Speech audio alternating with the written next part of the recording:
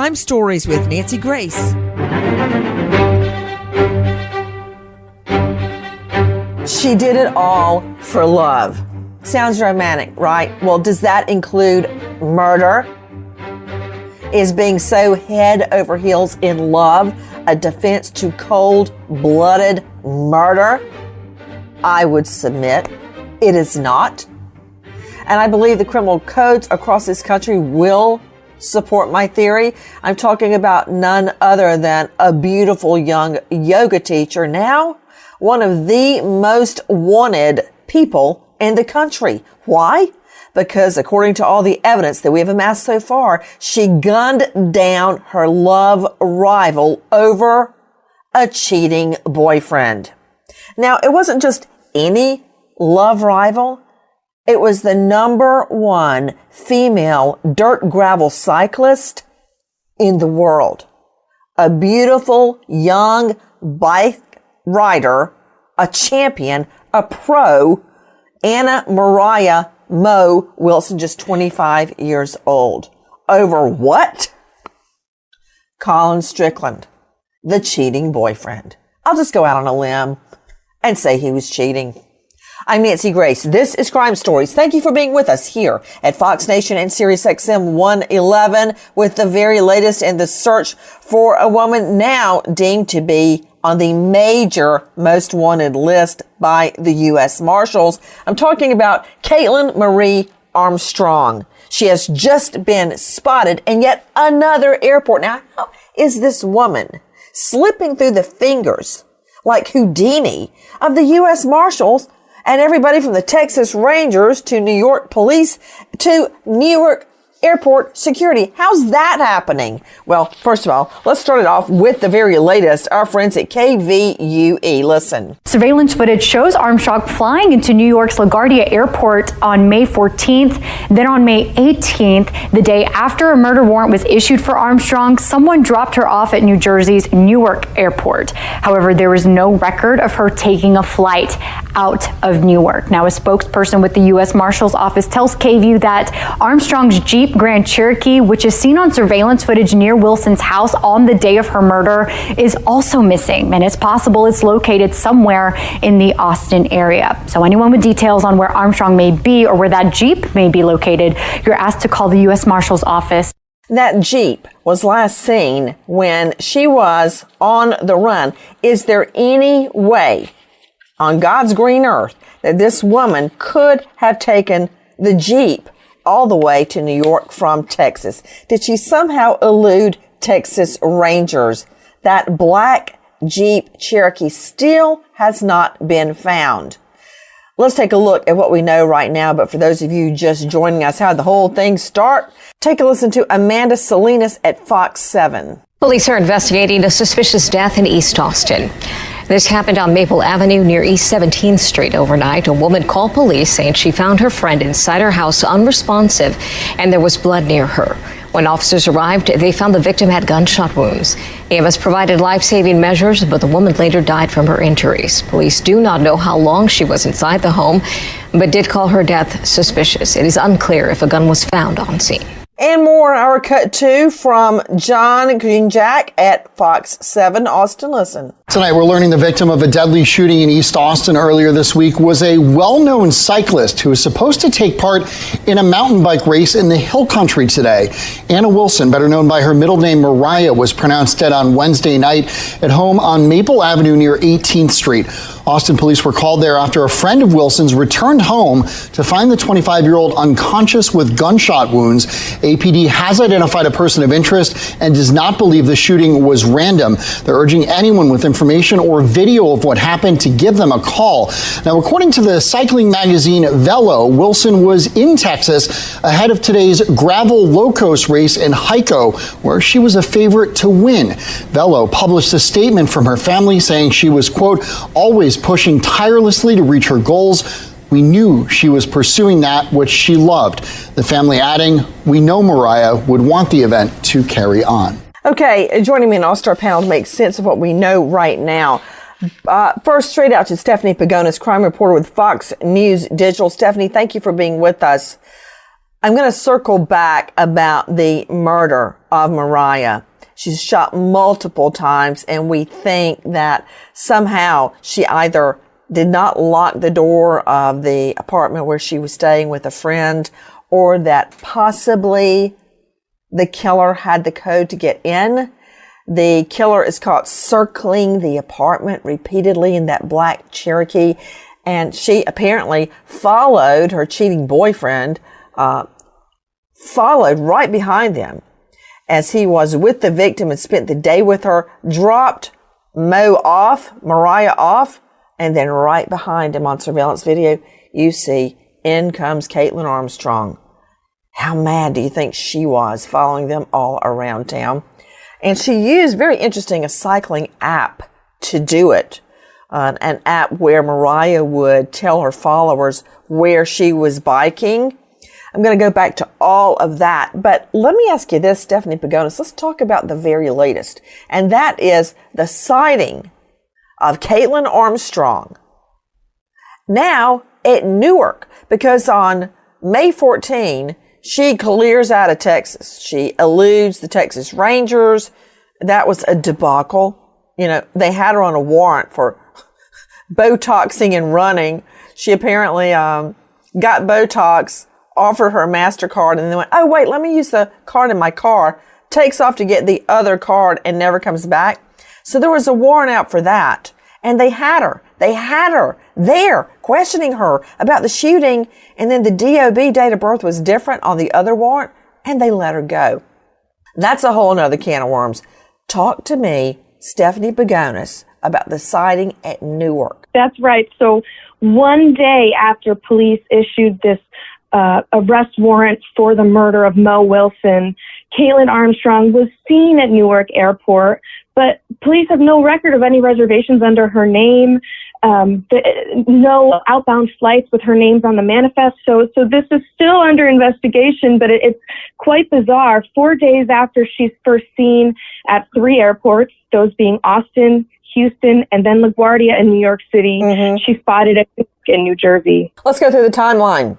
To Irv Brandt joining me, former U.S. Marshal with the International Investigations Branch and author of Flying Solo. Irv, thank you so much for being with us. Let's look at the timeline, okay?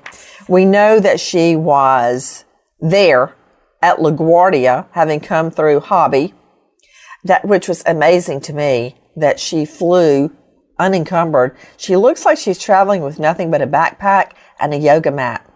And hey, Joe Scott Morgan, I'm going to circle back to you on this. She's wearing the same exact outfit at Newark Airport that she had on at the LaGuardia Airport when she came through the first time, which tells me a lot about where she's living, where she's staying, how she's living. Talk to me about your view of the logistics of where Kaitlyn Armstrong is and what she's doing. I'm not convinced she ever took a flight out of Newark. Well, Nancy, that's possible. She could have been dropped off at Liberty. As you know, the trains run from Liberty Airport back into New York City. She could have got on, I believe it's called the Path. Yeah, but wouldn't they have video of that? Yes, I'm sure they're searching the video to see if they can get an image captured of her outside the airport or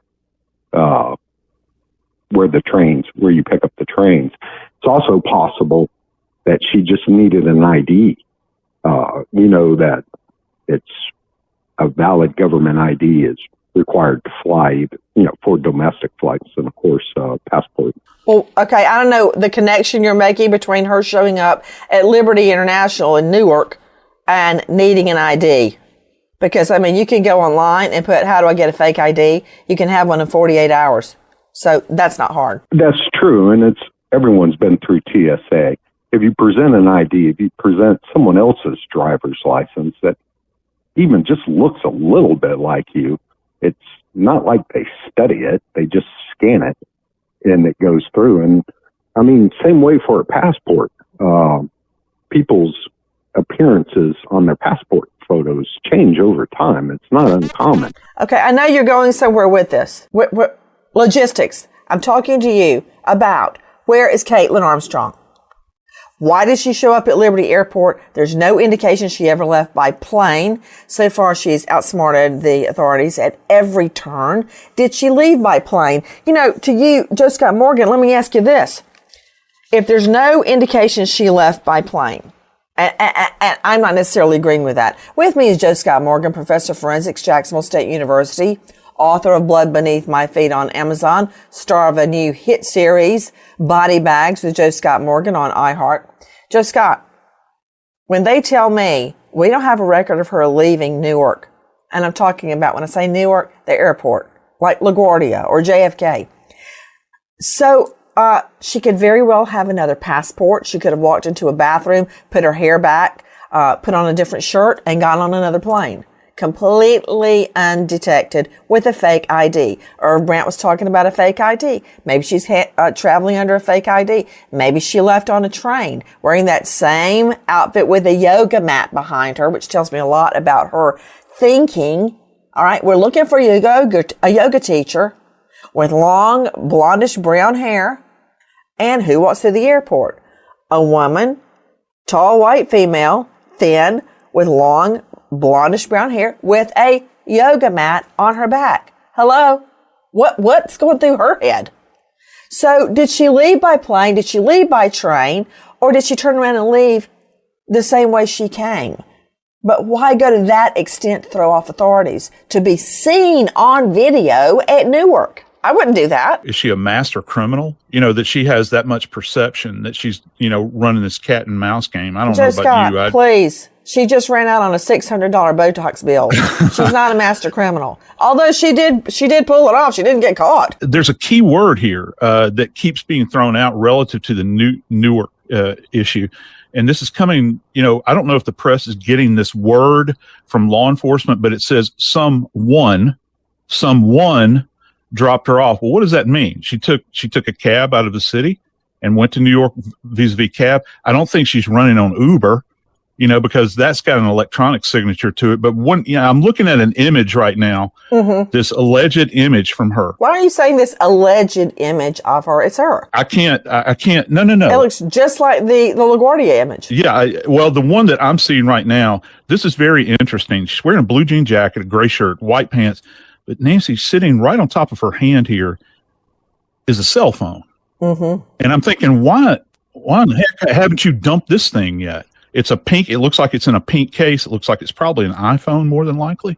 If she's that sophisticated, why hasn't she dumped the phone yet? Or is this a burner phone that she's got? The pink cover did throw me because I don't normally think of a burner phone having a pink cover. Yeah. But haven't you walked through a mall?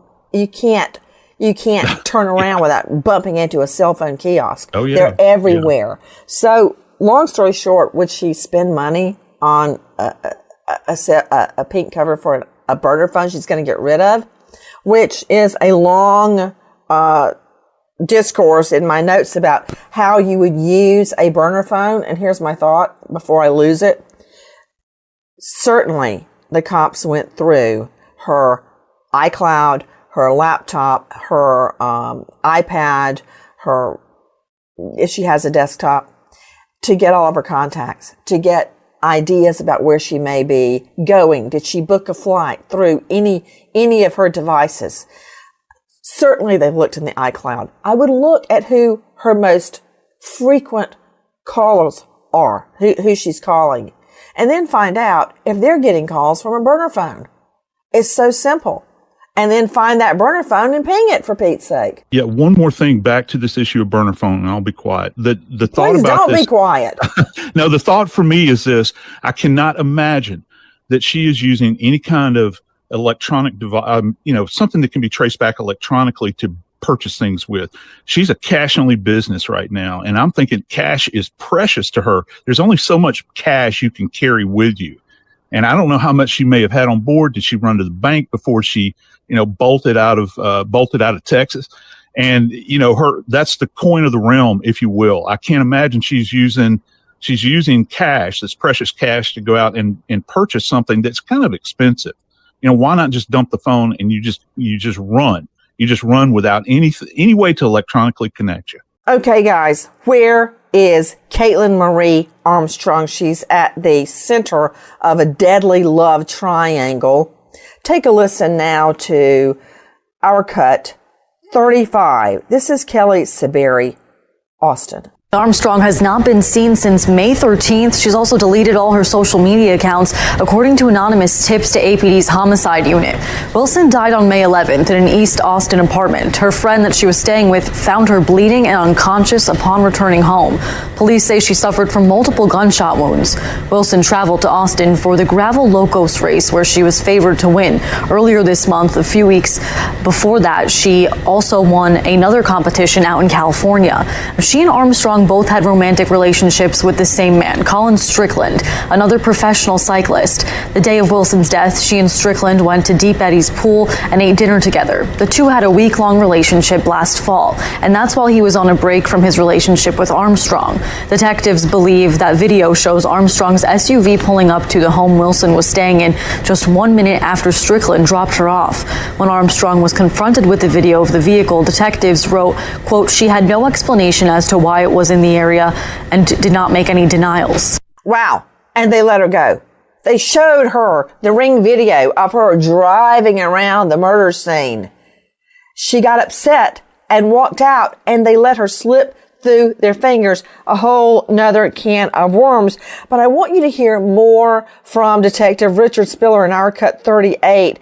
Take a listen to the details surrounding the brutal shooting of this young bicyclist, #1 dirt and gravel biker, female division in the world, now dead from multiple gunshot wounds. Listen. The Austin Police Department's TAC Intel unit located Colin at his residence, and he agreed to an interview. The Austin Police Department is aware that the Ring camera video was released. The Austin Police Department did not release that video and will not release any footage to protect the investigation's integrity. Members of the TAC Intel unit located Armstrong, and she was arrested for a misdemeanor warrant issued out of Travis County. Armstrong was transported to the main police station and interviewed. Armstrong was questioned about her vehicle being in the area as pictured on the Ring camera. However, she would not confirm or deny being in the area of the murder and quickly terminated the interview. Waltzed right out of there. Now, here is the #1 phone I would be tapping. Daddy. Take a listen to our cut 40. This is our friend Matt Gutman. Mike Armstrong is shattered. He said his daughter is not capable of committing the crime she's accused of, murdering a love rival in a fit of jealous rage. But there is one thing that he and authorities agree upon at this point. There are a lot of unanswered questions here. We love you, Katie, and we are going to figure this out. This morning, the father of missing murder suspect Kaitlyn Armstrong speaking exclusively with ABC News. I know her, and I know how she thinks, and I know what she believes, and I know that she just would not do something like this. I know her. I know her. He says his daughter is not capable of committing the crime she's charged with, shooting her alleged romantic rival, rising cycling star Moriah Wilson. That is what they believe. I know that she did not do this. There are a lot of unanswered questions. I wonder what unanswered questions those would be. And of course, a dad is going to stand by his daughter come hell or high water. My point is, I'd be tapping his phone like nobody's business after I got a warrant, of course. Joining me right now, Rania Mankaria, CEO, Crime Stoppers of Houston, author of The Online World, What You Think You Know and What You Don't. Rania, thank you for being with us. Weigh in. Why is she turning up at yet another airport terminal in the same outfit with a yoga mat? She might as well take out an ad on 3rd Avenue. Here I am, come and get me. Was she trying to mislead authorities? But why would she go to that effort? Why not just take off? Yep, Nancy, I think we are all underestimating Armstrong. Listen, she had a bit of luck when she was first taken in and released. But after that, we've got to look at this woman, and she's a little bit more of a mastermind than we're giving her credit for. 2 people called law enforcement and worried about her comments, saying that she was shaking with anger, furious about this relationship Colin had, saying that she had a motive. She wanted to kill Mo Wilson. You look at even that Botox case. She had the forethought and the foresight to leave a credit card there thinking, no one's going to question this. Go back to her car and run. That takes some calculation. She used Strava to track both Colin and Mo. She was calculated. We know that, or reports are indicating that not only did she shoot Mo allegedly in the torso, but use the silencer. Listen, she's then leaving town, hitting multiple airports strategically. I think we are underestimating the yoga instructor and real estate agent and not giving her enough credit. She's eluding police. She's eluding many people who are looking for her. We're thankful tips are coming in, but we've got to look at her a little bit differently.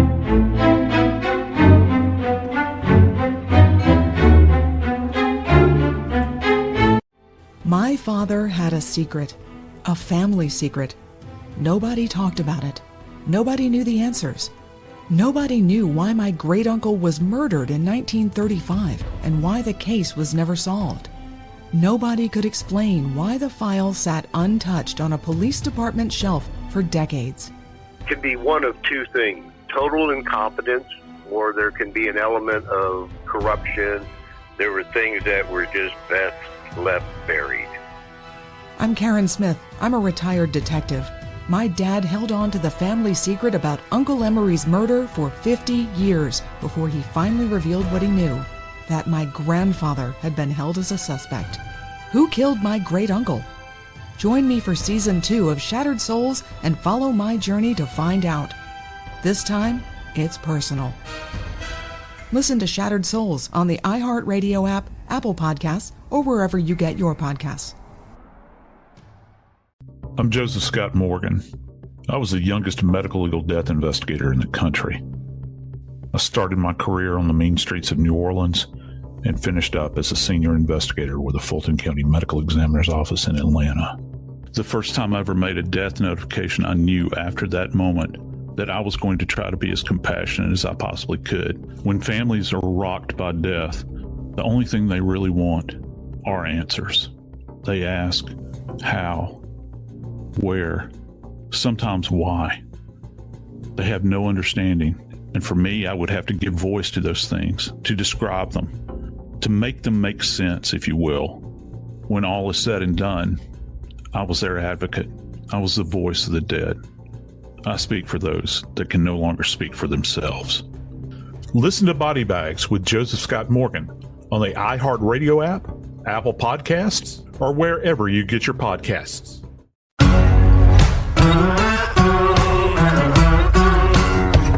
Crime Stories with Nancy Grace. There's a $5,000 reward right now for anyone that can generate a tip leading to her arrest. And imagine how Mo's family is feeling right now, that this yoga instructor has managed to elude the Texas Rangers, the NYPD, security at LaGuardia, and now security at Newark. Straight out to James Shelnut, 27 years, Metro Major case, former SWAT, now a lawyer at the Shelnut law firm. Okay, Shelnut, I find it really hard to believe that this woman would blow her cover and show up at Newark Airport if she was not going to take a flight. Why would she divulge she's still in the New York area? And by the way, we keep saying, how did she get there? How'd she get there? The cops are already saying they know how she got there. Newark Airport is wrapped so tightly with security that they have cameras every which way you turn. They have giant cement barrels, for lack of a better term, out front so nobody can drive in and a bomb go off. I mean, do we have to say 911? September 11? Newark, LaGuardia, JFK on high alert. They've got some of the best surveillance in an airport in the world. And this woman walks right into the trap and loses. The cops, why would she go in to Newark Airport, which is covered in surveillance, if she weren't going to leave on a plane? You know, I don't know what was in her mind, but I will tell you my guess is that she went to a crowded public place because she felt like possibly she was being followed or somebody was on her trail. She goes into a crowded public place in one part and leaves out the other part. You know, she thinks that the authorities are going to find her at this airport or track her to the airport, thinks she's going to get on a plane, but she gives them the slip and leaves. Why not just leave without the charade? Why not just leave and go where you want to go? Why would you go through the risk of being caught at Newark Airport? I agree. Which is covered in surveillance cameras. Okay, well then, if you agree, then why did you just say that? Well, here's what I think. I think that she made you're a bad thinking this time. Okay, no offense, but I just got a feeling. I think she made a bad decision. She made a bad decision. I mean, that she thinks that she's being smart. She thinks that she's going to evade people, but what she did is she walked into one of the highest surveilled places in the country. You know, the city of New York City has approaching 20,000 surveillance cameras. It's not helping the crime rate. No, it's not. At all. The crime rate's going up, up, up. What they can do, though, is if they have a target like this lady, they can go back and they can recreate her steps. They can watch her, find her again when she loses them on closed-circuit TV, locate where she's going. They know who dropped her off. I mean, she could have taken a train. She could have taken an Uber. She could have taken a Lyft. We don't know how she got there. They'll know if that was the case, though, and they already know it. She could have easily got on a PATH train, but guess what? There's cameras all the way through the subway stations.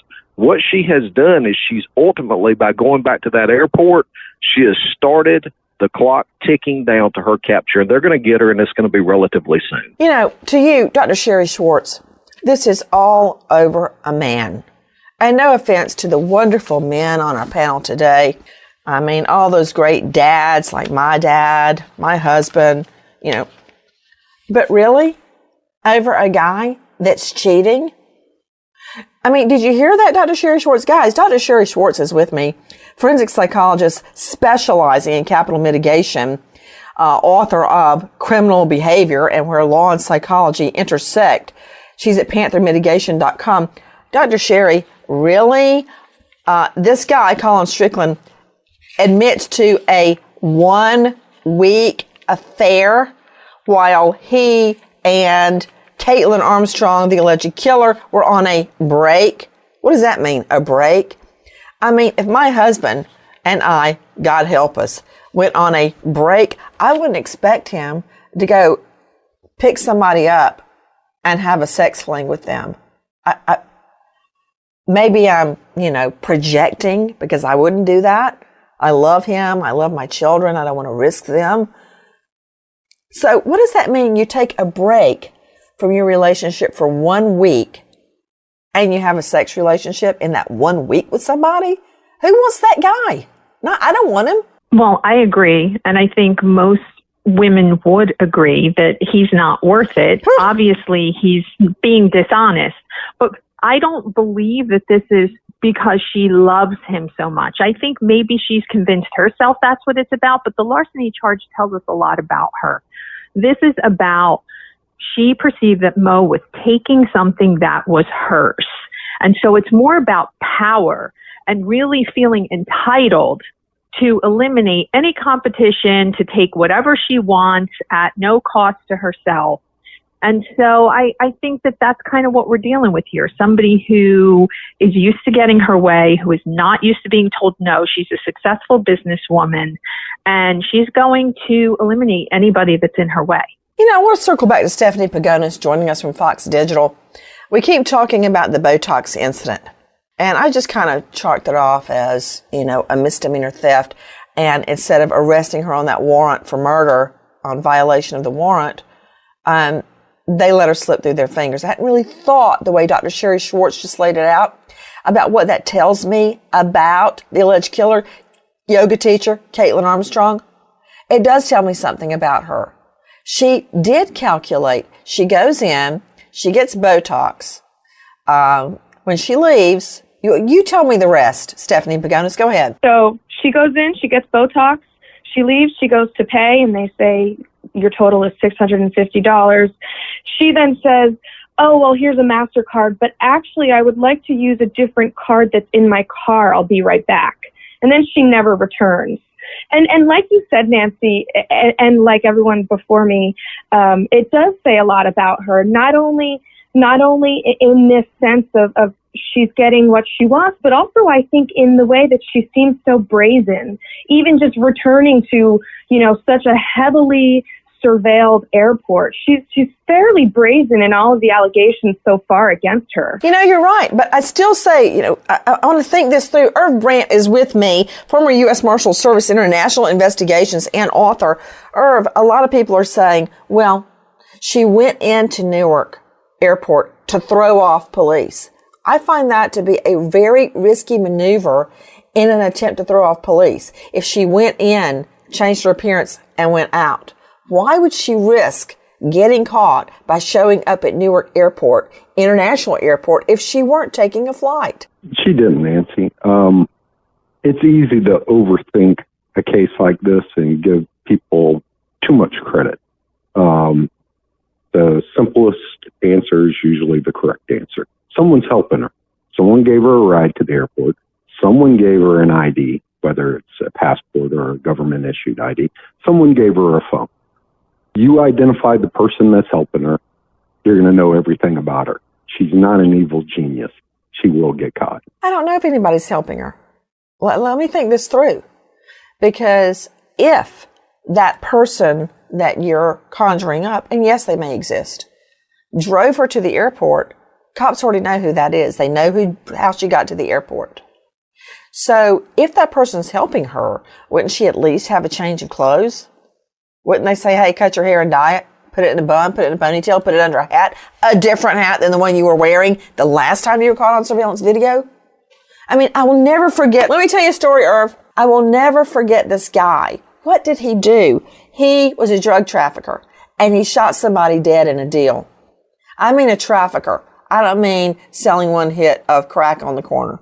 So I had him in court. He had on a red leather outfit, bright engine, like a Michael Jackson jacket. Correct. And he said it wasn't him.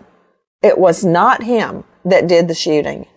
Then some surveillance photo showed up. Guess what the perp was wearing? The bright red leather jacket. I was so happy. My point is, she's wearing the same outfit. I'm not talking about fashion. I don't give a flying fig about fashion.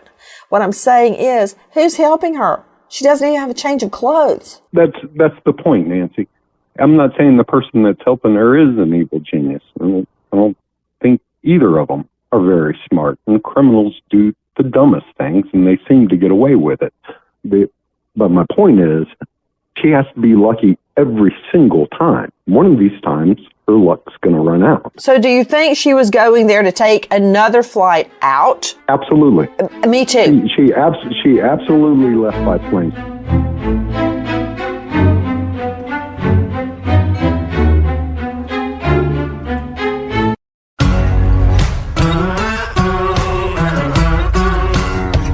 Crime Stories with Nancy Grace.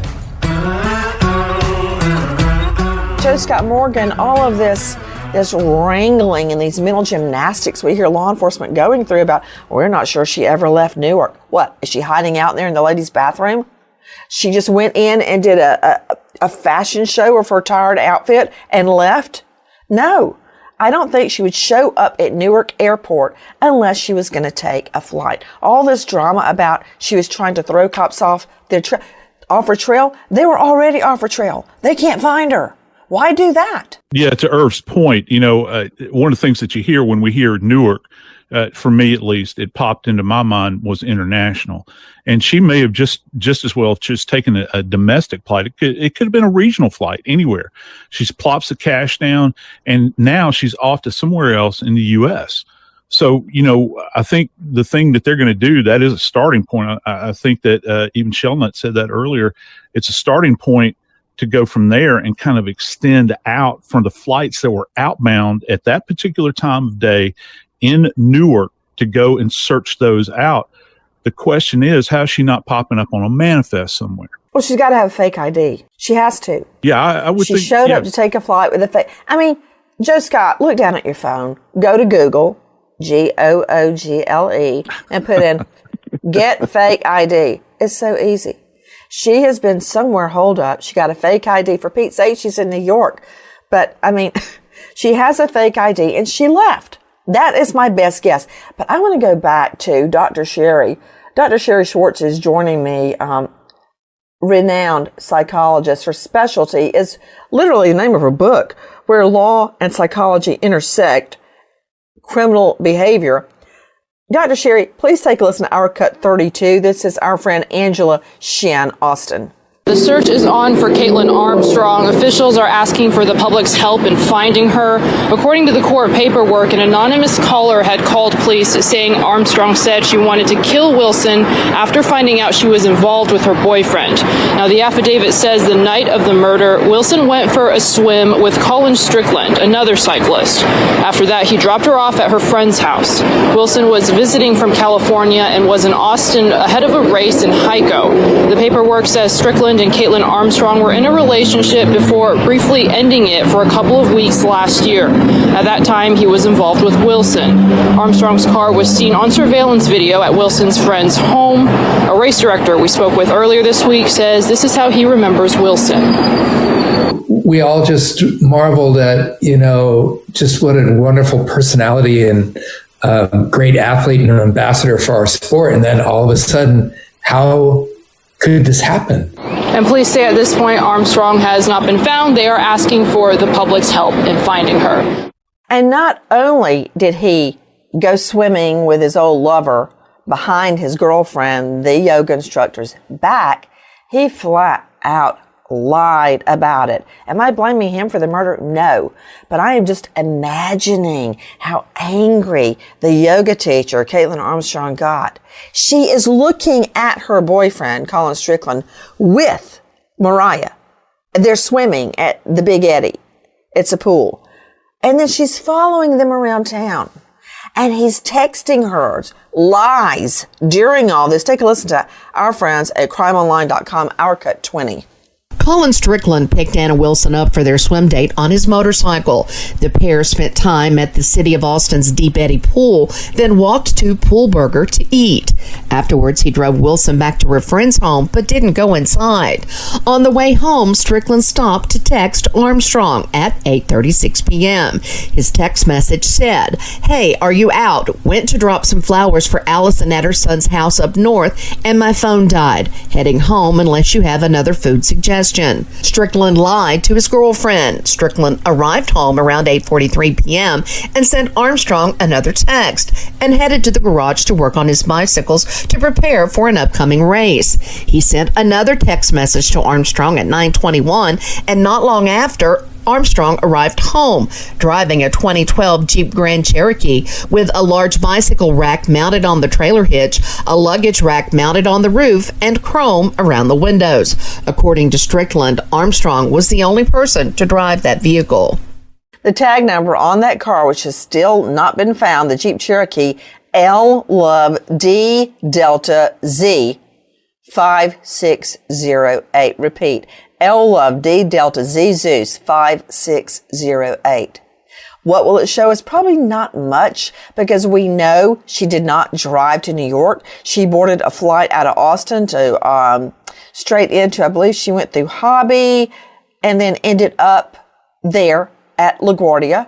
She disappeared May 14 and reappeared May 18, 4 days later, waltzing through JFK Liberty International Airport. Now, what I was going to say to you, Dr. Sherry Schwartz, how angry. She already knew about the brief affair that Mo had with her boyfriend, Colin Strickland. And I think, Jackie, weren't they business partners too? Didn't they have the business together? He had the business, but I don't think he was. I feel like he's somehow involved in the business.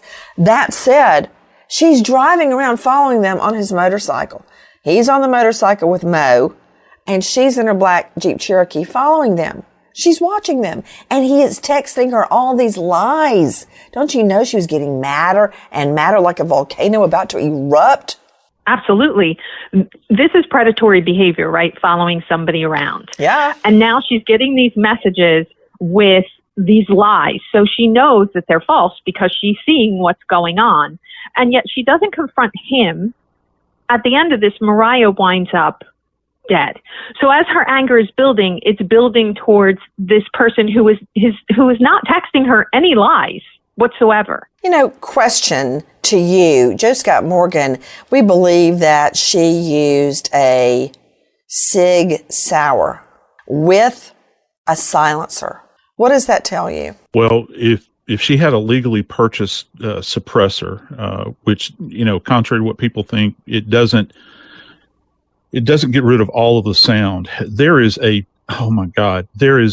ton of paperwork that you have to go through in order to acquire a suppressor. And you can pick them up at gun stores, but it's like a year-long process, Nancy. Okay, so it was a year. Fine, it was a year, but what does it tell you that she used a silencer? Well, she's got something in her mind where she wants to not be detected when she's firing a weapon, all right?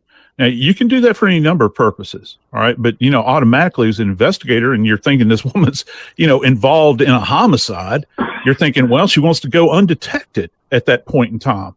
So how long has this been brewing in her mind at this point? A year, if we just used a year as a starting point with her, a year downrange, Nancy, has this been kind of bubbling up in her mind the entire time? I would say it started bubbling when her boyfriend had that brief affair for 1 week. Guys, the tip line, again, she has now been raised to a major case target. That means more funding and more manpower. The tip line, that number is 1-800-336-0102. Repeat, 336-0102.